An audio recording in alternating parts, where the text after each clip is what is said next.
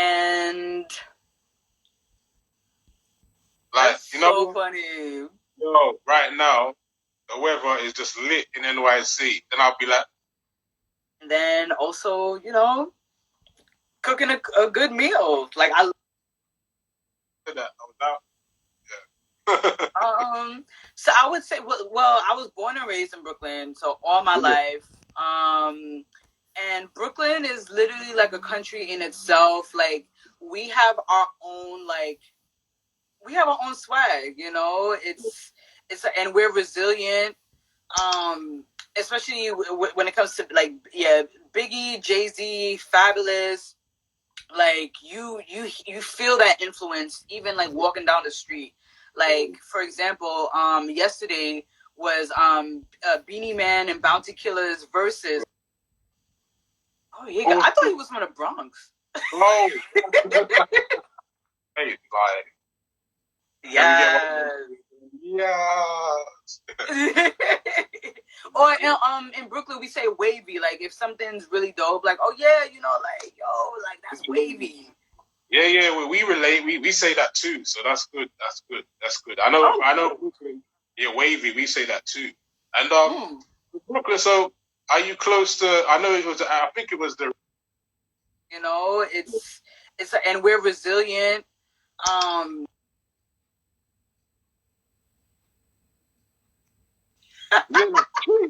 It sounds like cheese. It sounds like a good day out. I like the way you end with a little food and wine. You know what I mean? That's a vibe. That's a vibe. Mm-hmm.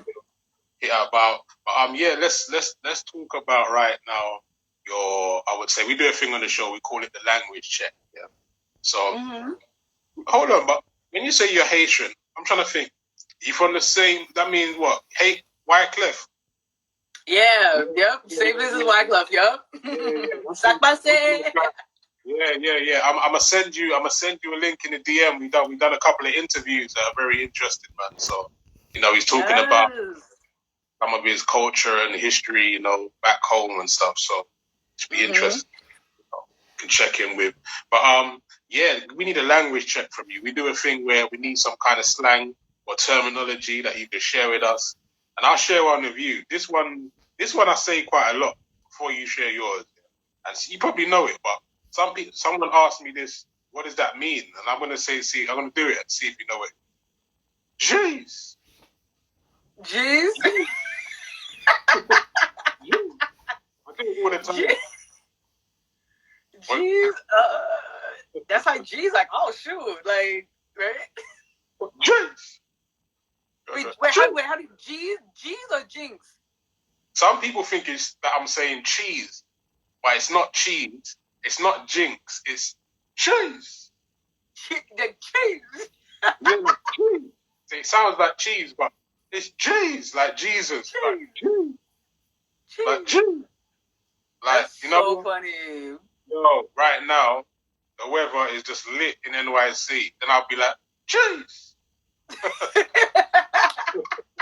That new EP Recovery Discovery by Lyndastarr. That's fire, Cheese. Cheese. Yes.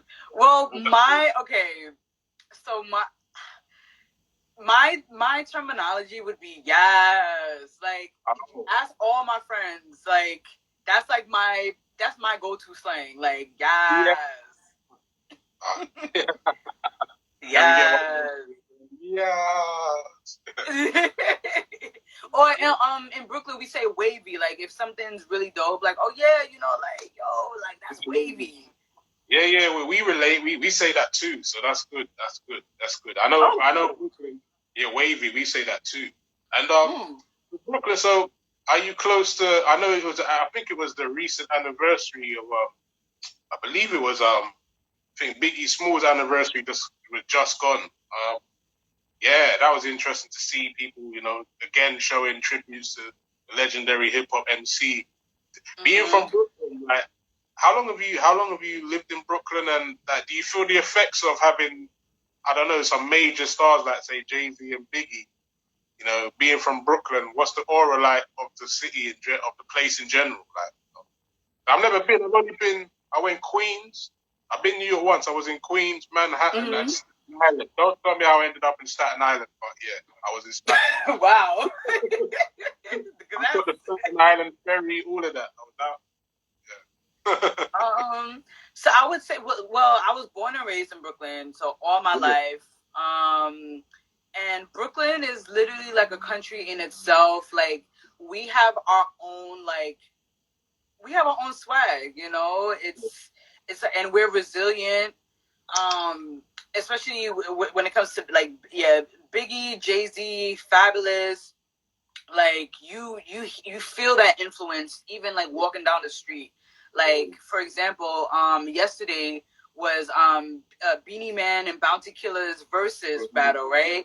Literally, you could all down the block you can hear Beanie Man's music playing. So there's a huge, Caribbean influence, a huge just musical influence in general, and it's just like it's so beautiful to be in Brooklyn. I grew up in East Flatbush, specifically where, so that's where all the Caribbean folk are. And then Bed-Stuy is where Biggie originally grew up, which is not too far from where I live now. And it's you still feel it. You still feel his presence. You still just feel, like that energy of like, can't stop, won't stop. Like we here, we got it. Like that ruggedness, but that, that cockiness, that swag. Like we all got that from Brooklyn. I feel you because I think he's from Brooklyn. I do believe. If he's not, then I apologize. But Saint John, Saint John is like quite a current kind of rapper right now. You spell it SAINTJHN. Have you heard of him? JHN sounds so familiar, but I'll definitely check him out. If he says he's from Brooklyn, then cool. Saint John, he be doing his thing. He's from Brooklyn. Brooklyn also. Oh my days, so many people. Troy Ave is from Brooklyn too. He's a dope rapper. Flatbush, I'm thinking, is Noriega from Flatbush? I feel Noriega. Oh, yeah. I thought he was from the Bronx. Oh. I thought he was from the Bronx. I gotta see. Yeah, Flatbush. I feel like there's somebody out of Flatbush that is like, I'm thinking that was huge. I'm trying to figure. The name's not coming to me. But Flatbush. I know that. I'm very familiar with the name. Oh well, Lil Kim, Bed-Stuy too. Yeah, Lil Kim. Yeah, Fabulous. There's a lot of. What about singer-wise? Singer-wise, I know. Well, rest in peace to Aaliyah. She was born in Brooklyn. Wow, I didn't know. Yeah, Maxwell. Because he's half Puerto Rican and half Haitian, so he reps that too. And he was born in Brooklyn as well. Who else? What other singers from Brooklyn? I know Magic Bites from Yonkers. Oh, she's from Yonkers, really? Wow. Yeah. D-Block. She's from the D-Block neighborhood. Okay. Yeah. DMX. Okay. Mary J. Blige. It's interesting because it's like 5 boroughs. It's so interesting to see where all the different talents are from in New York because it's so big, big place. Like it's interesting because there's so much talented musicians from all of the boroughs. It's crazy. Some historic ones that that will go down forever in music culture. It's a mecca. All in one place. For sure. And we do a thing on the show. Yeah, we call it a part of you in 2 sentences. Yeah, are you ready? Sure. Okay. So 2 personality traits that you respect in a person. That I respect in a person, compassion and selflessness. Best advice given.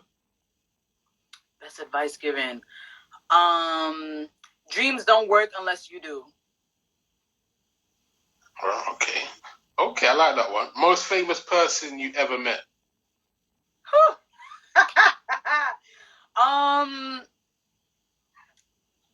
I would say Andre Harrell. Rest in peace to Andre Harrell. Yeah, I met Andre in 2014 during the Revolt Music Conference, and he was such a beautiful soul, like, and he was so humble too. Like, that's what I really admired about him. Like, he literally founded Uptown Records, discovered Diddy. Like, if it wasn't for him, like, we wouldn't have Diddy. We wouldn't have a plethora of artists that we have now. Like, Heavy D. We wouldn't have Mary J. Blige. We wouldn't have Jodeci. Like, we wouldn't have any of these artists. And he was such a brilliant mind, and a great entrepreneur, and just a pioneer in general. And I'm honestly, like, I'm just so grateful to have even met him, and even auditioned for him at the Uptown Records for the Uptown Records series. Yeah, like, it was that was an experience in itself. So I would say definitely Andre Harrell is like the most. And I've also met Rick Ross. I've met Brandy, which is awesome. Yeah, that was that was incredible. That was at the Essence Festival in 2013. This year, like, right after my birthday. My birthday is January 3rd. I was in Florida, and I went to Trick Daddy's soul food restaurant in Miami. Yeah, and I got to meet Rick Ross. Like, he just popped in there.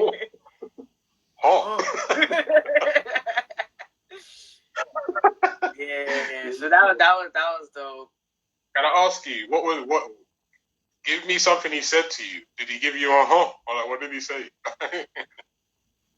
He was just real cool. I was just, on my whole networking tip, like, hey, I'm a vocalist songwriter from New York. He's like, yeah, all right, cool. Like, in his voice. Give us just to leave on that note, on because rest in peace, Andre Harrell. Do you remember? Yes. Do you remember something he said to you, like, when you met each other briefly? He would literally just said, like, keep up the great work. And I was just like, for him to say that, because I was like, even still now, I'm like always hungry and always driven and always motivated. But in that moment, I was like, yeah, like, I'm from Brooklyn. And I was literally like, because I just graduated in 2013. So 2014, I was still like learning about the industry, and like asking him like different advice for like singers or whatnot. And he was just like, just keep up the work, just like stay true to yourself and keep doing what you do. And that's resonated with me for so long, and that'll stick with me forever. That's what's up. Favorite movie of all time?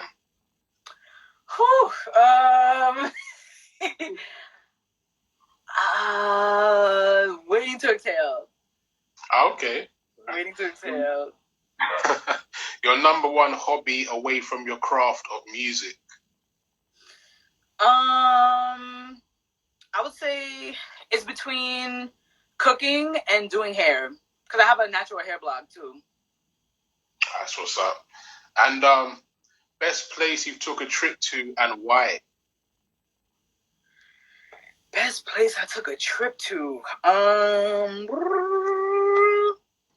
would have to say London, because that, like, like, I had such an incredible time. Like, the music out, like, you guys' music scene, like, the underground scene is just like bananas.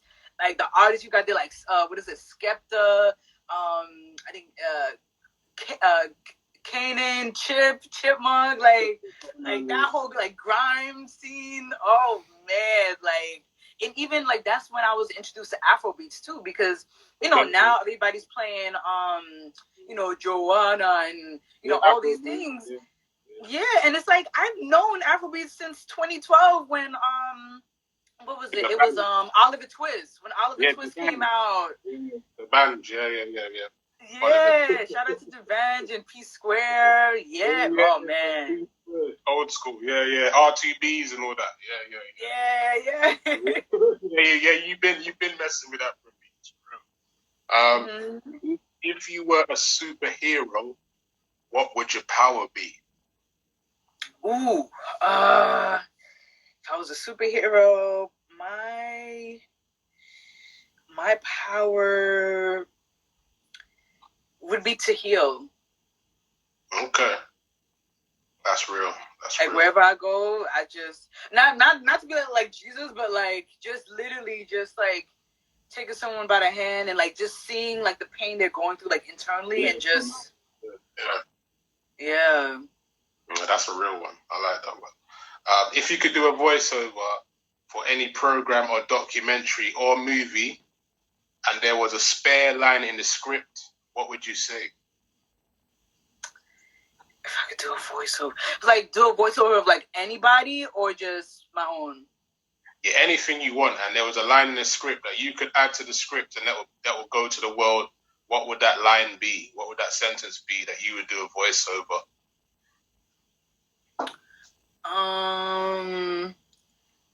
That line, it will be my motto. Music is an expression of life. Okay, I like that. Like that you said that a bit breathy as well. You got a little space on it. Yeah. Yeah. And what makes you laugh? Whew. Oh, that's a great question. What makes me love? No, I mean laugh. Oh, laugh. Oh, what makes me laugh? Honestly, like I laugh at not everything. I have a very interesting sense of humor, but like very like sarcastic things. Like I'm watching my favorite comedian, his name is Dion Cole. Like he is hilarious. If you guys go on Netflix, check out his his stand-up comedy special. It's called Cold Hearted. Yeah, okay. I'll be on the floor. But literally, yeah, just weird, quirky stuff makes me laugh. I'm also watching this show called Dead to Me on Netflix, and it's like just random things like out of nowhere. Like those things make me laugh too. Have you heard of a comedian called T.K. Kirkland? T.K. Kirkland? Yeah. T.K. Kirkland. That sounds so familiar. T.K. Kirkland. He's funny. He's funny. Check him out. Like he dropped some joke where like he says he lives alone. Yeah, so he says that I put snacks all around the house. Yeah, on the floor, on the sofa, by the door, said by the garden. And the reason why he put snacks all around the house is because if he falls or collapses, he can eat on the snacks until 911 comes and gets him. Wow. Oh my God. Too much. Wow. That's crazy, man. He's a funny guy, man. That's my tip for you to check out. T.K. Kirkland. He's hilarious. And okay. If you could be and do any sport and be the best at it, what would it be?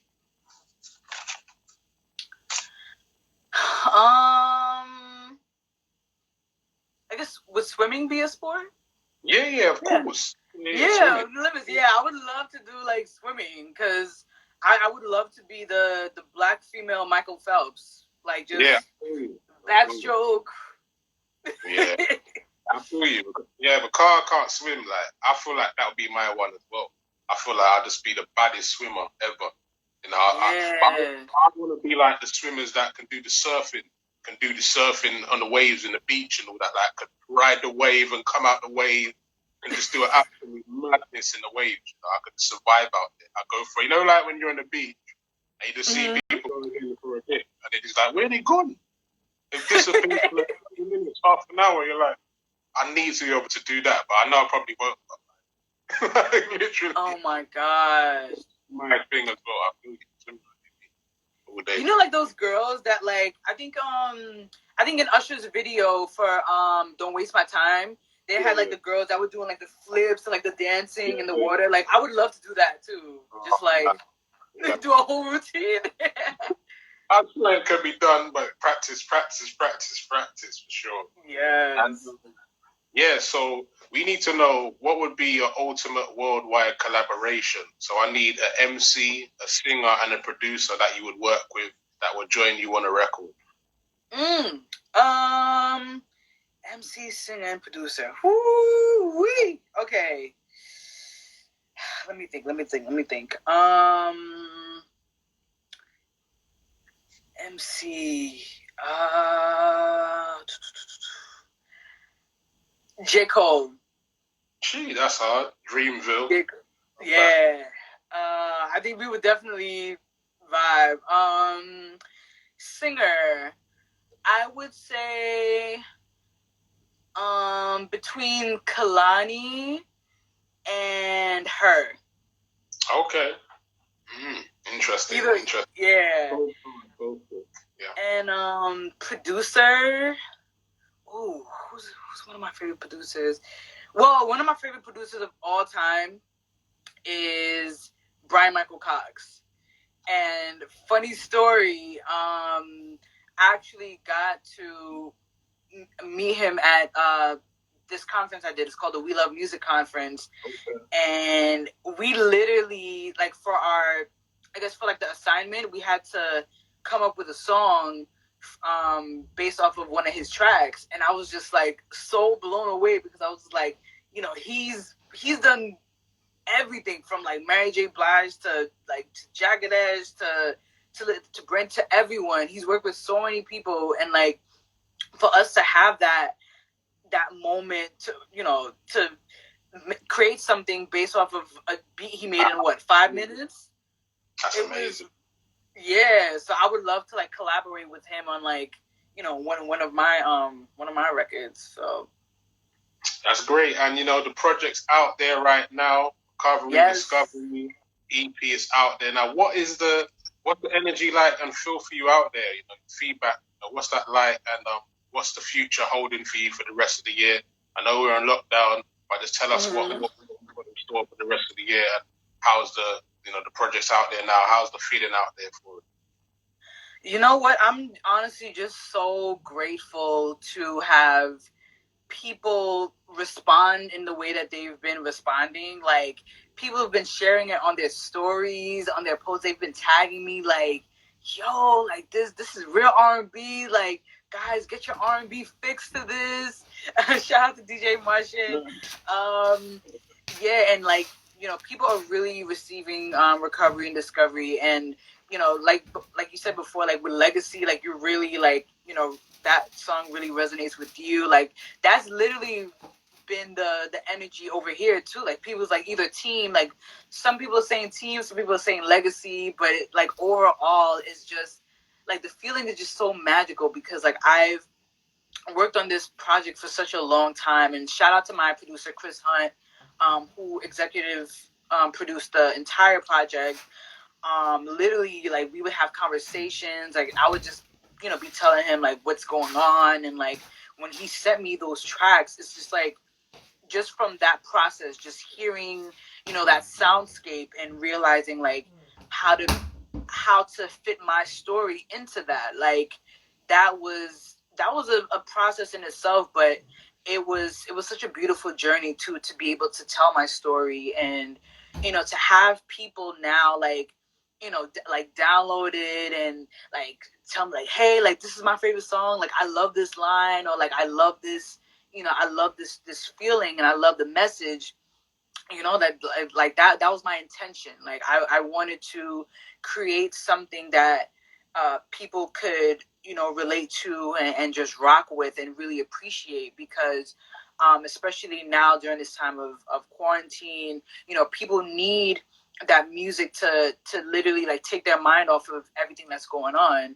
So, you know, I'm just grateful to have been able to put it out, because even before COVID, I had already had a plan to put it out in May, but then, you know, there was some finishing touches I wanted to do to it, but you know, because of everything shut down, I was like, you know what, I'm still gonna put it out.